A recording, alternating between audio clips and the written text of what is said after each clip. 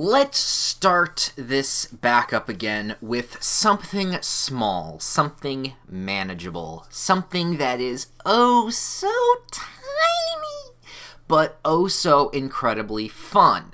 This is Tiny Islands. It is a score-based tile placement game that aesthetically is so adorable. I mean, look at those, black silhouetted hard and soft lines of, I don't know, something so pleasing about looking at just all the islands that you make pop all over the screen. It's so nice. And it's also really easy to understand. The rules are really simple and anyone can play this. So let's play it, shall we? Ooh, it's good to say that again.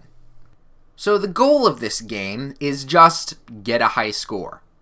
That's it. It's an easy, air quotes, win condition. Mine is, I believe, 61, and it was kind of difficult to do that, surprisingly enough, even though this game is incredibly simple to learn. You do get score points by placing tiles. Tiles have their own little sets of rules that you need to follow in order for them to add up at the end of the game. Now, before we get into tiles, let's get into the very main game loop that is oh so quick, but oh so enjoyable. To our right, we have the checkered board tile placement area. This is where all of your tiles are going to be placed. Now, at the bottom of that board, you have two numbers, the 9 and the 3. The 9 represents how many tiles you have left to place before the 3 you draw an island. Now, once you've drawn an island, that goes down to 2, the board, well, not the board, but the number resets, and you have to place another certain amount of tiles on the board before you draw another island. Once you have drawn 3 islands, the game is over, the score is tallied, and rinse, play, repeat. It's as simple as that. But again, you have to follow the rules of the tiles, and that is where this game is oh so creative. See, you have to follow 2 rules in order to place tiles, and each tile that you see to your left is randomly generated. All of them are, there's not a lot of tiles, granted, but all of them are randomly picked and then randomly placed. For you see, if we take a look at this one, the forest tile, forests like to be touching other forests. If you do that, 3 forests in a group, minus 3 for each forest in a group, minus third points.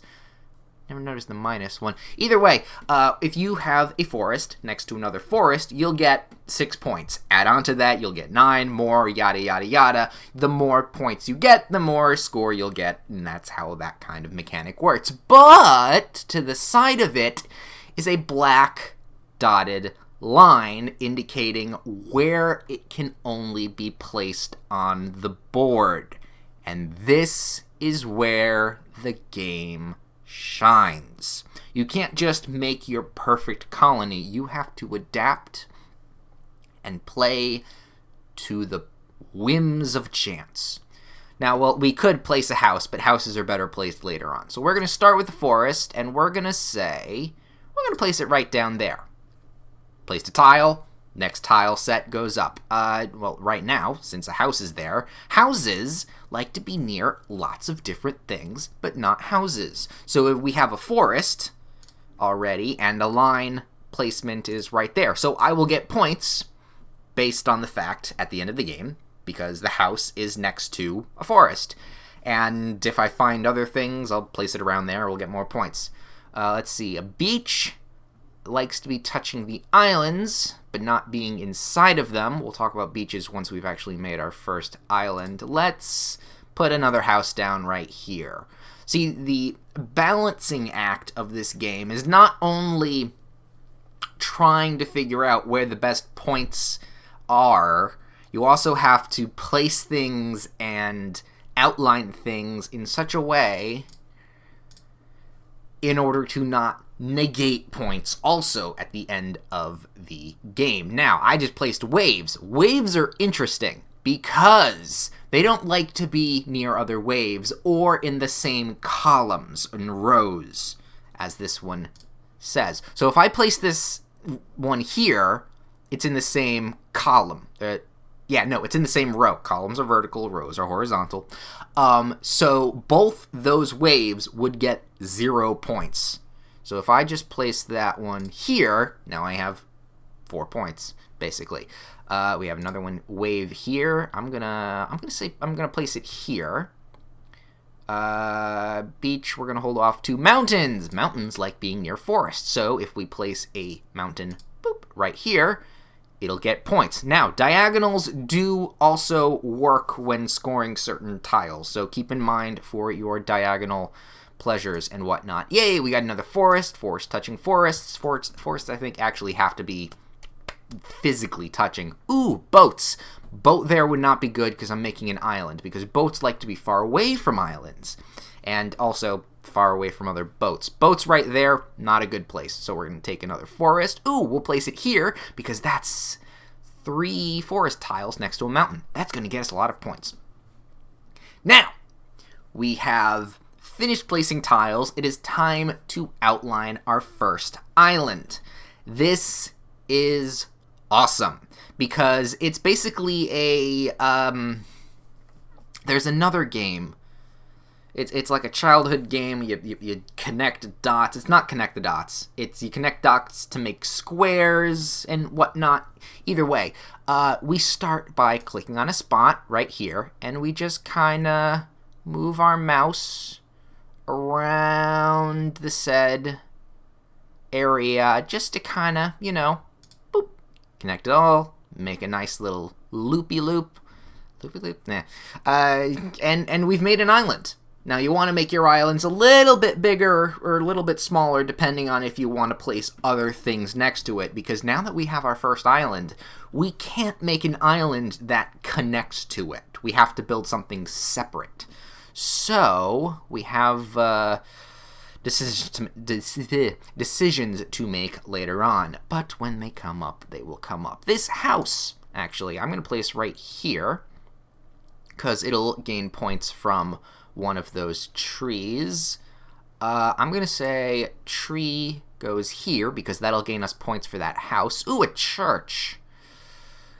We might actually want to place that church. Sure, the housing will get points for that one space we can place it. Well, we can place it higher, but I don't really feel like an island up there would be good. We'll place a church. Churches should be placed next to houses, and they get multiple points for however many houses. I'm going to say go right there, because if houses can go around it, that's great. Now, beaches. Beaches are interesting, because they actually... you have to put them outside of an island's borders, because, as you saw, once we've outlined an island, it fills itself in. That's its island. So if we had a beach inside the island and then filled it in, that would be negative points. But since we don't, we can put it right here, and that'll score us a point. And that's honestly it. This is it. This is the game. It is so charming. Ooh, forest. It is so charming. It is absolutely just simple. I love it. That wave is going to be in its own little world. I don't know where that's going to be. Wave here, beach here. I'm going to say we're going to take a wave right there. And this is the last one we place. We have a forest tile right there. We're going to get a whole bunch of points from that forest tile.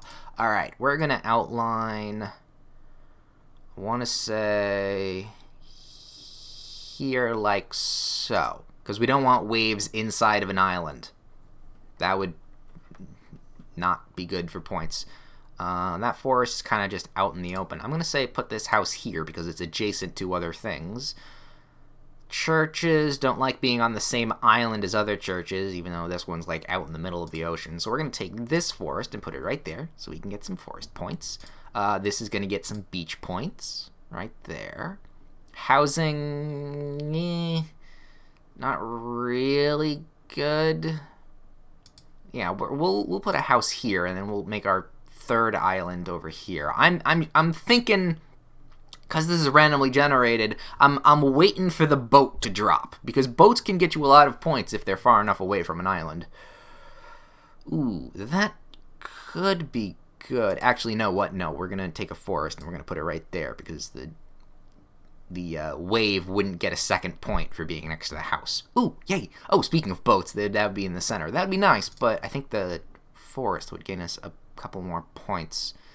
Mountain, we'll put this... No, that's in the same column. That's in the same row. I mean, that would be right there. I'm going to say there. That's where that's going to go. Beach wouldn't go there. We'll just put the beach here, because that's also next to that. All right, we've got ourselves... Boop. Ooh, ooh, ooh. I know what I can do. I can do a little skimmy there. Boom. And now we have 3 islands, and the game is over.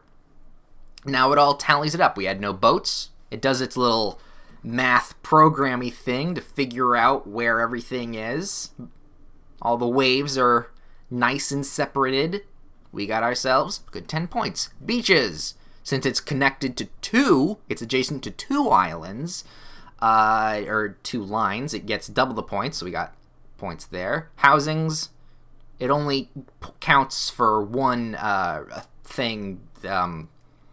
You can read the rules later. It's fine. 13 points. Ooh, that's good. We get adjacency for a church. That's fine. 12 points for a 4th 6. Oh, yeah, that is a good 18 points. Beautiful. Now we got our mountain adjacency. 6 points. Another 2 points. Great. And now the game checks for if there are any errors. I'm good at this, so there are not.